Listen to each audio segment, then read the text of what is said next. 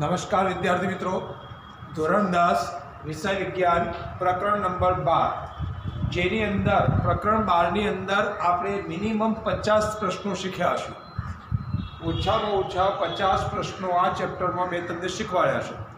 બરાબર છે. હવે આ ચેપ્ટરની અંદર વિદ્યુત પ્રવાહ વિશેની આપણે સમજૂતી મેળવી, વિદ્યુત પ્રવાહનું સૂત્ર, બરાબર છે, પછી વિદ્યુત અવરોધનું સૂત્ર, પછી ઓહમનો નિયમ, પછી સમાંતર જોડાણનું સૂત્ર, શ્રેણી જોડાણનું સૂત્ર. હવે આજનો પ્રશ્ન છે, વિદ્યુત પ્રવાહની તાપીય અસર કોને કહેવાય અને જૂલના તાપીય નિયમનું સમીકરણ H બરાબર I²RT તારવો. હવે જો H એ ઉષ્મા છે, અવરોધય ઉષ્મા, I એ વિદ્યુત પ્રવાહ છે, R એ અવરોધ છે અને T એ સમય છે. હવે જો વિદ્યુત પરિપથમાં માત્ર અવરોધીય અવરોધ હોય, એટલે કે હું તમને વ્યાખ્યા આપું છું કોની, વિદ્યુત પ્રવાહની તાપીય અસરની વ્યાખ્યા. તો જો વિદ્યુત પરિપથમાં માત્ર અવરોધીય હોય, એટલે કે એનો અર્થ સમજાવું છું, માત્ર અવરોધનું જોડાણ ફક્ત બેટરી સાથે કરેલું હોય. અહીં શબ્દને ધ્યાનથી સાંભળજો કે વિદ્યુત પરિપથમાં માત્ર અવરોધીય હોય. અવરોધીય એટલે શું? તો મેં તમને કીધું કે માત્ર અવરોધનું જોડાણ બેટરી સાથે કરેલું હોય, તો પ્રાપ્તિ સ્થાનમાંથી ઉર્જા સતત ઉષ્મા સ્વરૂપે વ્યય થાય છે, એટલે કે જાય છે, જમા થતી નથી, વ્યય થાય છે. આને વિદ્યુત પ્રવાહની તાપીય અસર કહે છે. વિદ્યુત પ્રવાહની તાપીય અસરની વ્યાખ્યા એકવાર વાંચવાથી યાદ રહેવાની નથી, ધ્યાન આપજો. જો વિદ્યુત પરિપથમાં માત્ર અવરોધીય હોય, એટલે કે માત્ર અવરોધનું જોડાણ બેટરી સાથે કરેલું હોય, તો પ્રાપ્તિ સ્થાન ઉર્જા સતત ઉષ્મા સ્વરૂપે વ્યય થાય છે. આને વિદ્યુત પ્રવાહની તાપીય અસર કહે છે. જેમ કે ઉદાહરણમાં હું તમને આપું, વિદ્યુત ઇસ્ત્રી અને વિદ્યુત હીટર. વિદ્યુત ઇસ્ત્રીની અંદર માત્ર ઉષ્માનો વ્યય થાય છે. વિદ્યુત હીટર એમાં પણ ઉષ્માનો વ્યય થાય છે. એટલે ઉષ્માનો વ્યય થતો હોય સતત, તો એને વિદ્યુત પ્રવાહની તાપીય અસર કહેવાય. અને જેના કારણે આપણને તાપ એટલે કે ગરમી મળે છે અથવા ઉષ્મા મળે છે. હવે એના નિયમનું સમીકરણ મારે તારવવું છે. તો એના માટે મેં અહીંયા એક આકૃતિ દોરી છે. X અને Y આ બે છેડાઓ છે. હવે આ બે છેડા સાથે એક વાયર મેં અહીંયા વોલ્ટમીટરના ધનધ્રુવ સાથે અને Y છેડાથી બીજો વાયર મેં વોલ્ટમીટરના ઋણ છેડા સાથે જોડેલો છે. હવે X નો એક તાર અવરોધ R સાથે જોડેલો છે અને Y નો એક તાર અહીં જોડેલો છે.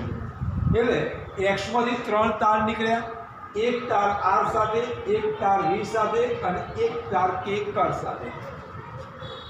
Y માંથી આપણે 3 તાર નીકાળ્યા, એક અવરોધ સાથે, એક વોલ્ટમીટર સાથે અને બીજો એમીટર સાથે. હવે સીધું જોડાણ આવી ગયું. એમીટરનો ઋણ ધ્રુવ બેટરીના ઋણ ધ્રુવ સાથે, બેટરીનો ધન ધ્રુવ કે કળ એટલે સ્વિચ સાથે જોડેલો છે.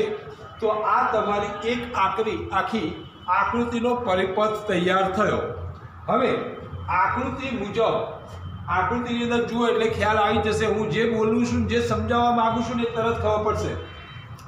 આકૃતિ મુજબ અવરોધ R માંથી શું ઉત્પન્ન થશે? વિદ્યુત પ્રવાહ. તો વિદ્યુત પ્રવાહ I પસાર થાય છે. અવરોધ R માંથી વિદ્યુત પ્રવાહ I પસાર થાય છે અને તેના બે છેડા X ને Y એ વિદ્યુત સ્થિતિમાન V, તેના બે છેડા વચ્ચે વિદ્યુત સ્થિતિમાનનો તફાવત V પસાર થાય છે.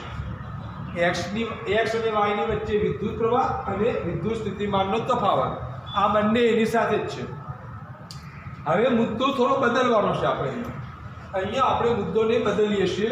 અહીંયા મુદ્દો બદલી નાખ્યો મેં, બરાબર છે.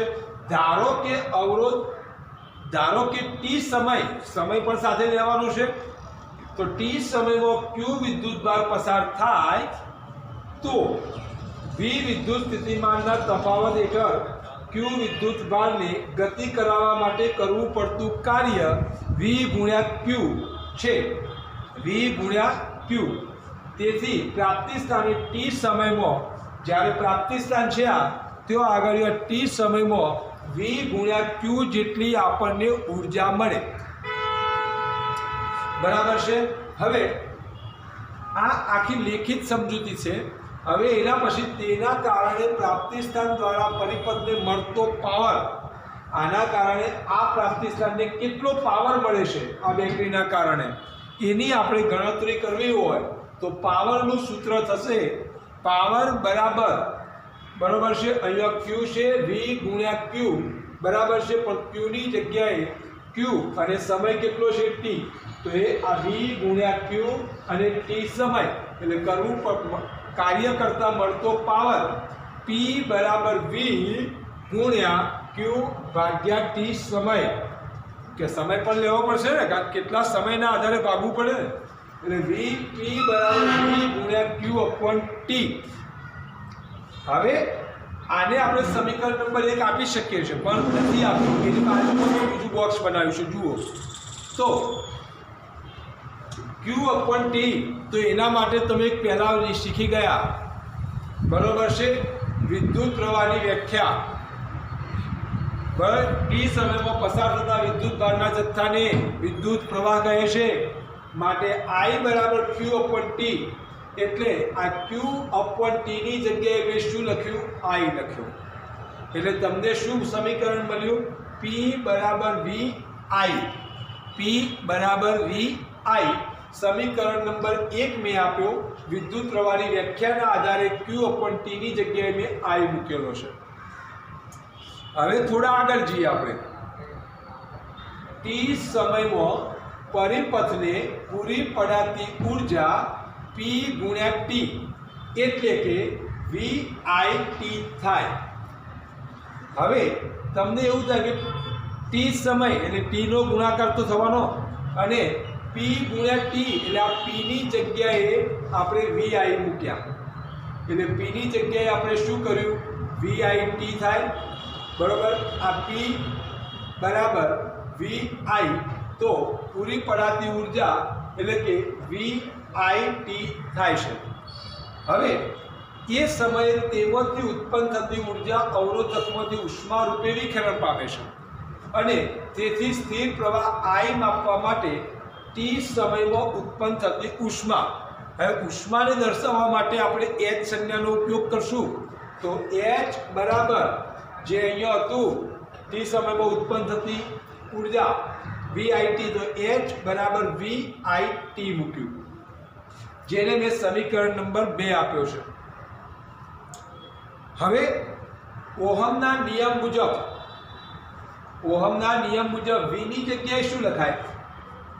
તો ઓહમનો નિયમ આપણને એવું કહેશે I બરાબર V અપોન R, I બરાબર V અપોન R. તો V બરાબર શું થાય? R ને ડાબી બાજુ લઈ જાઓ તો V બરાબર IR. આ ઓહમનો નિયમ કહેશે આપણને. ઓહમના નિયમને આપણે 300 રૂપિયા લખીએ છીએ, બરાબર. V બરાબર IR, I બરાબર V અપોન R અને R બરાબર V અપોન I. 300 રૂપિયા લખી શકાય, બરાબર છે. એટલે આપણે આ ઓહમના નિયમ મુજબ V બરાબર IR, એટલે આ V ની જગ્યાએ મેં શું લખ્યું? આ V ની જગ્યાએ મેં અહીંયા IR લખ્યો. I ગુણ્યા ટી હતું, અહીંયા ઉષ્મા શબ્દ આવ્યો એટલે આપણે H લીધું ઉષ્મા ઉર્જા માટે. હવે H બરાબર I ગુણ્યા I એટલે I², R અને T. સમીકરણ નંબર 3 આપણને મળે છે, અને જેને આપણે જૂલના તાપીય નિયમ તરીકે ઓળખીએ છીએ. હવે આ નિયમ પરથી સ્પષ્ટ છે કે અવરોધમાંથી ઉત્પન્ન થતી ઉષ્મા એનું શું થાય છે, બરાબર છે. તો એના માટે જૂલના તાપીય નિયમના તારણો 3 હતા. એ 3 તારણ આ સૂત્રના આધારે આપણે લખીએ છીએ. સૂત્રના આધારે આપણે લખીશું. તો પહેલો નિયમ જુઓ, એનો પહેલો નિયમ તમને કહું છું કે આપેલ અવરોધમાંથી પસાર થતા વિદ્યુત પ્રવાહના વર્ગના સમપ્રમાણમાં હોય છે. એટલે આ શું થયું? વિદ્યુત પ્રવાહનો વર્ગ. એટલે આના પરથી ત્રણેય નિયમ યાદ રહી જશે. I², એટલે આપેલ અવરોધમાંથી પસાર થતા વિદ્યુત પ્રવાહના વર્ગના સમપ્રમાણમાં, એટલે I વાળો મુદ્દો આવ્યો. હવે અવરોધના પણ સમપ્રમાણમાં, કારણ કે R એટલે અવરોધ, તો આપેલ વિદ્યુત પ્રવાહ માટે એ અવરોધના પણ સમપ્રમાણમાં હોય છે. અને હવે વધ્યો સમયની વાત, બધી I ની વાત આવી ગઈ, R ની વાત આવી ગઈ, હવે T ની વાત આવી. તો અવરોધમાંથી જેટલા સમય માટે પ્રવાહ પસાર થાય છે તે સમયના સમપ્રમાણમાં હોય છે. એ અહીંયા કયો શબ્દ આવ્યો? સમયના સમપ્રમાણમાં. અહીંયા કયો આવ્યો? અવરોધના સમપ્રમાણમાં. એટલે આ ત્રણ મુદ્દાના આધારે વિદ્યુત પ્રવાહના વર્ગના સમપ્રમાણમાં I², અવરોધના સમપ્રમાણમાં એટલે R નો વર્ગ, અને T ના સમપ્રમાણમાં, સમયના સમપ્રમાણમાં તો T. એટલે કે તમે આ ત્રણ નિયમો, આ સૂત્ર જો તમને આવડતું હોય તો તમે સરળતાથી લખી શકો છો.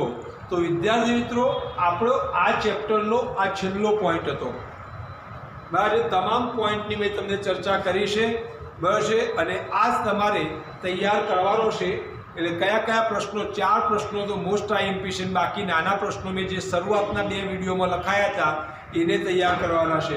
બરાબર છે? ઓહમનો નિયમ તૈયાર કરજો, વિદ્યુત શ્રેણી જોડાણનું સૂત્ર તૈયાર કરજો, સમાંતર જોડાણનું સૂત્ર તૈયાર કરજો, અને વિદ્યુત પ્રવાહની તાપીય અસર અને જુલના તાપીય નિયમનું સમીકરણ H = I² RT તારવો. આ 4 પ્રશ્નો તમારે તૈયાર કરવાના છે. 4માંથી એક પ્રશ્ન બોર્ડની પરીક્ષાની અંદર પેપર નથી બન્યું, સતો કહું છું કે સપાઈ જશે. બરાબર? 99.99% છે. બરાબર છે? એટલે આ 4 પ્રશ્નોને તમે ભૂલતા નહીં. જો 3 ગુણ જોઈતા હોય તો, ના જોઈતા હોય તો કોઈ વાંધો નથી, જોઈતા હોય તો તૈયાર કરજો. બરાબર છે? તો આ પ્રશ્નને લેસનની અંદર 2 વાર લખવાનો છે અને તૈયાર કરવાનો છે. HW, બરાબર છે? બોર્ડ પર લખેલ પ્રશ્ન લખવો,